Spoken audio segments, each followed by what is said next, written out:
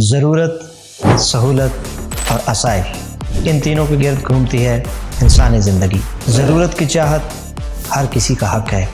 सहूलत की चाहत इंसान को कमज़ोर बनाती है।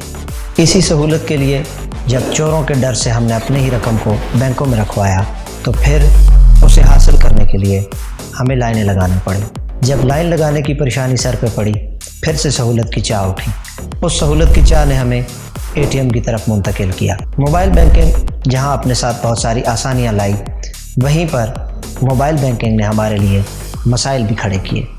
मेरा नाम है ज़ीशान आज़म, आप देख रहे हैं ज़ी वॉइस, और आज मैं खुलासा करने जा रहा हूं एक ऐसे बैंकिंग स्कैम का जो एक नया तरीका वारदात है।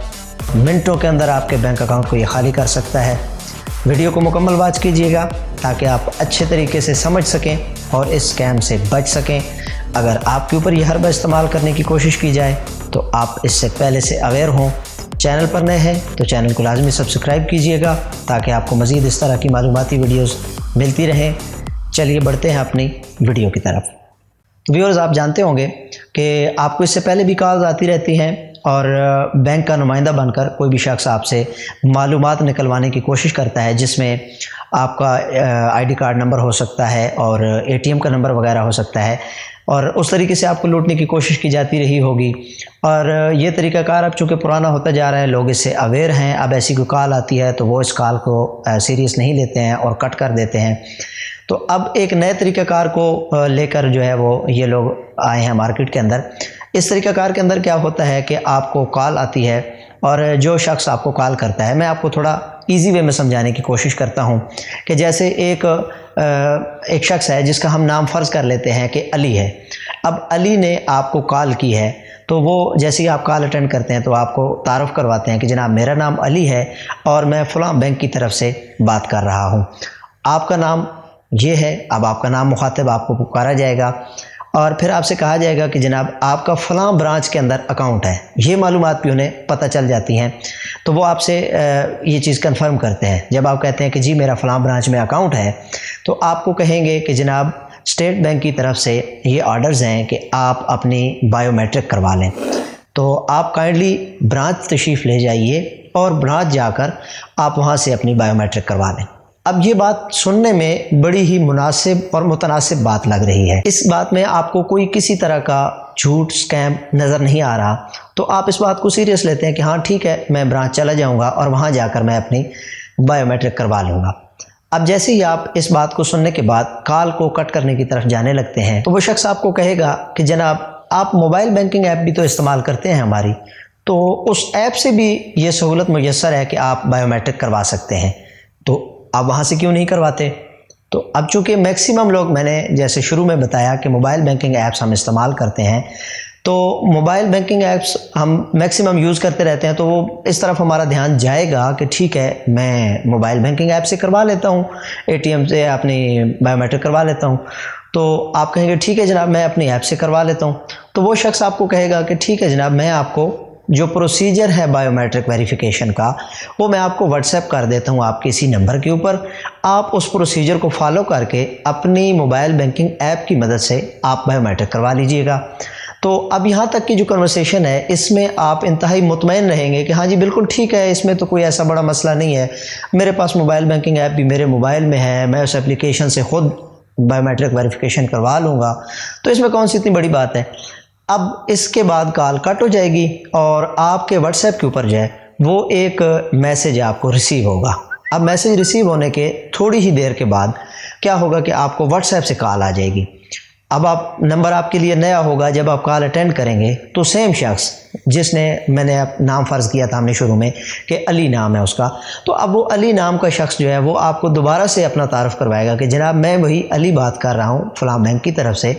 मैंने आपको थोड़ी देर पहले कहा था कि मैं आपको प्रोसीजर जो है वो व्हाट्सएप कर दूँ, मैंने आपको मैसेज कर दिया है, तो आप काइंडली उस मैसेज को ओपन कीजिए, उस लिंक को ओपन कीजिए और मेरे साथ कॉल पे इन कॉल रहिए, टच रहिए। मैं आपको प्रोसीजर समझाता जाऊँगा और आपने क्या करना है कि आपने उस प्रोसीजर को फॉलो करना है और इस तरीके से आपकी बायोमेट्रिक वेरिफिकेशन हो जाएगी और आपका काम जो है वो आसान हो जाएगा। अब यहाँ तक आप ये समझने की कोशिश कीजिएगा कि जब एक नुमाइंदा हमें एक ऐसे वे में डील कर रहा है कि जिसमें हम खुद सारा काम कर रहे हैं, हम उसे कोई मालूमात भी नहीं बता रहे, बल्कि हम अपने मोबाइल से ही सारी चीज़ें कर रहे हैं, तो इसमें एक एतमाद का मेयार जो है वो थोड़ा बेहतर रहता है, क्योंकि हमें कुछ बताना नहीं पड़ रहा है उसे, तो हम मुतमईन रहते हैं कि यार ठीक है, ये हमारी हेल्प कर रहा है। अब जनाब आप क्या करेंगे कि आप उस लिंक को ओपन करेंगे तो आपके सामने एक पेज ओपन होगा। उस पेज में आपने ज़रूरी हिदायत एंटर करनी होगी। अब वो मज़ीद आपका एतमाद जीतने में कामयाब होते हुए आपको कहेगा कि जनाब आपने मुझे अपनी कोई डिटेल नहीं बतानी, जो पेज के अंदर आपसे मालूमात मांगी गई हैं आप वो एंटर करते जाएं, और उससे क्या होगा कि आप ख़ुद ही डाटा एंटर कीजिए, मुझे मत बताइएगा। आईडी कार्ड आप एंटर करेंगे नंबर, उसके बाद आप अपना बैंक अकाउंट नंबर एंटर करेंगे। अब वहाँ पर आपको लॉगिन करने के लिए अपना जो आपका ऐप के अंदर यूज़र नेम और पासवर्ड है वो भी आप वहाँ पर बताना पड़ेगा आपको, तो आप वहाँ पर एंटर कर देंगे। अब ये बात ज़हन में रखिएगा कि बैंक की तरफ से जो आप एप्लीकेशन इस्तेमाल कर रहे हैं, इस स्कैम से बचने का ये एक की पॉइंट है। तो आप ये समझिएगा कि जो आप एप्लीकेशन इस्तेमाल कर रहे हैं उसमें जो आप अपना यूज़र नेम और पासवर्ड इस्तेमाल करते हैं, वो यूज़र नेम और पासवर्ड बैंक आपसे ना तो कभी पूछता है और ना ही बैंक का कोई नुमाइंदा आपसे इस तरह की किसी डिटेल को कहीं भी एंटर करने के लिए कहेगा। तो ये मेन पॉइंट है, इस चीज़ को ज़हन में रखिएगा।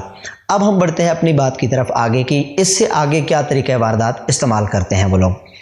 अब होगा ये कि जब आप वहाँ पर अपना यूज़र नेम और पासवर्ड एंटर कर देंगे, उसके बाद आपने वहाँ पर लॉगिन हो जाना है। जैसे ही आप लॉगिन हो गए, नेक्स्ट पेज ओपन होगा, तो वो शख्स आपको साथ हिदायत जारी करता रहेगा और आपको बताएगा कि जनाब आपने लॉगिन कर लिया है। आप उसे कहेंगे जी मैंने लॉगिन कर लिया है। अब वो कहेगा कि जनाब आपके मोबाइल नंबर के ऊपर 4 हिस्सों का एक कोड आएगा, या आपके मोबाइल नंबर के ऊपर एक कोड आएगा, हो सकता है वो 4 हिस्सों से ज़्यादा भी हो। तो आपने वो कोड जनाब मुझे नहीं बताना है, बल्कि आपने वो कोड एंटर करना है। अब यहाँ पर उसने एक मज़ीद ऐसी बात की जिससे आपका एतमाद मज़ीद बढ़ जाएगा और आप ये समझेंगे कि यार ये कोड तो वैसे तो कहा जाता होता था कि हाँ यार कोड एक आएगा तो आप हमें बताएं, लेकिन लेकिन लेकिन यहाँ पर तो उस शख्स ने कहा है कि जनाब मुझे कोड आप मत बताएं, बल्कि आप वो कोड एंटर कीजिएगा ख़ुद से, तो आपका एतमाद मज़ीद बढ़ेगा और आप कहेंगे कि ठीक है जनाब मैंने इसे थोड़ी बताना है, मैं तो ख़ुद एंटर करूँगा। अब जब आप वो कोड एंटर करेंगे और उसके बाद आप ओके कर देंगे, तो आपके मोबाइल नंबर के ऊपर एक मैसेज आएगा।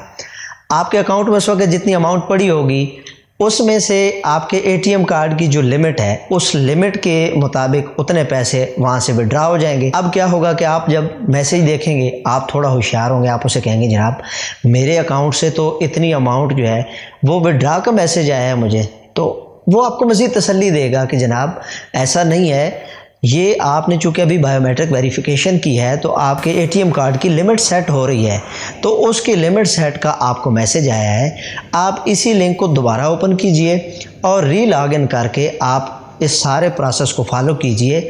आपकी बायोमेट्रिक वेरिफिकेशन मुकम्मल हो चुकी है, अब आप इसे चेक कर सकते हैं। तो अब जो कोई बेचारा सादा लो होगा उसकी बातों में आ जाएगा, वो तो दोबारा से लॉगिन करेगा और दोबारा से फिर उतनी ही अमाउंट जो है वो उनके हाथों में दे देगा। लेकिन अगर कोई वहीं पर मुतनब्बे हो गया और उसे शक पड़ गया कि नहीं यार ये तो मेरे पैसे निकाल लिए इन्होंने, तो वो मज़ीद इस प्रोसेस को आगे नहीं बढ़ाएगा, बल्कि वो वहीं पे कॉल कट कर देगा, लेकिन नुकसान उसका भी हो चुका है। अब हम चलते हैं इस तरफ कि इससे हम कैसे बच सकते हैं। तो इससे बचने का तरीक़ाकार ये है कि अगर कोई शख्स आपको ये कहे कि आपका जी फ़लाँ ब्रांच में अकाउंट है, ये है वो है, सारी डिटेल दे और आपको कंफर्म करे कि आप ब्रांच जाएं, और अगर फिर उसके बाद वो आपको कहता है कि आप जो है मोबाइल बैंकिंग ऐप के ज़रिए से ये कर लें, तो मेरा आपको मशवरा ये है कि आप बिल्कुल उसकी बातों में मत आएँ। आप उसे इसी बात पे फोर्स करें कि ठीक है जनाब मुझे बायोमेट्रिक वेरिफिकेशन करवानी है तो मैं अपनी ब्रांच में चला जाऊंगा। अब सेकंड काम क्या है कि अगर ऐसी कोई कॉल आती है और आप उसे सीरियस लेते हैं तो आप या तो काइंडली ब्रांच में चले जाएं, या अगर आप ब्रांच में नहीं जाते हैं तो आप बैंकिंग का जो आपका अपने बैंक का नंबर है, कॉन्टैक्ट नंबर है, आप उसके ऊपर रब्ता कीजिए, हेल्पलाइन नंबर पे आप रब्ता कीजिए। उन्हें आप बताएं कि जनाब इस तरह की कोई बात है, क्या मैंने बायोमेट्रिक वेरिफिकेशन करवानी है। इन केस अगर आपने वाकई में वेरिफिकेशन नहीं करवाई हुई या कोई ऐसा सीन है भी, तो वो आपको गाइड कर देंगे कि आप जनाब ब्रांच में जाएं या आप वहाँ पर जाकर यह सारा मामला करें। दूसरी बात कि अगर कोई शख्स आपको ये कहे कि जनाब हम आपसे कोड पूछ तो नहीं रहे हैं, या हम आपसे कोई OTP पूछ तो नहीं रहे हैं, बल्कि आप खुद एंटर करें, या कहीं पे खुद आपको एंटर करने का कहें, या कोई लिंक खोल के वहाँ पर आपको कोई अपना डाटा एंटर करने का कहें, तो उससे भी आप होशियार रहें। ये भी तरीक़ाकार गलत है, इससे भी आपका नुकसान हो सकता है, आपके अकाउंट को खाली किया जा सकता है। तो जहाँ पर मैंने शुरू में जैसे आपको बताया कि ज़रूरत, सहूलत और आसाइश, इन तीनों के गिर्द ही हमारा ज़िंदगी का दायरा कार घूमता है। तो ज़रूरत की चाहत तो हर बंदे का बुनियादी हक़ है। ये हमारा बुनियादी हक़ है कि हम जो पैसे इतनी मेहनत से कमाते हैं वो सेफ़ रहें, वो महफूज रहें, और हम उनको जब चाहें इस्तेमाल कर सकें। ये तो हमारा बुनियादी हक़ है। लेकिन सहूलत की जो चाहत है उसमें हमें कुछ चीज़ों को सेक्रीफाइस करना पड़ता है। अब ये हमारे पास सहूलत है कि हम घर बैठे मोबाइल की मदद से अपने ही पैसों को किसी को भेजना चाहें भेज सकते हैं, बिल्स की पेमेंट कर सकते हैं, और बहुत सारी ख़रीदारियाँ कर सकते हैं, ख़रीदारियों की पेमेंट कर सकते हैं ऑनलाइन। लेकिन वहीं पर हमें कुछ सेक्रीफाइस भी करना पड़ रहा है कि हम अपनी सिक्योरिटी को यहाँ पर कुर्बान कर रहे हैं, कि हमें ख़तरा भी यहाँ पर रहता है कि हमारे वो पैसे कहीं हमसे छिन ना जाएं, हमारा कोई जो है वो चोरी ना कर ले।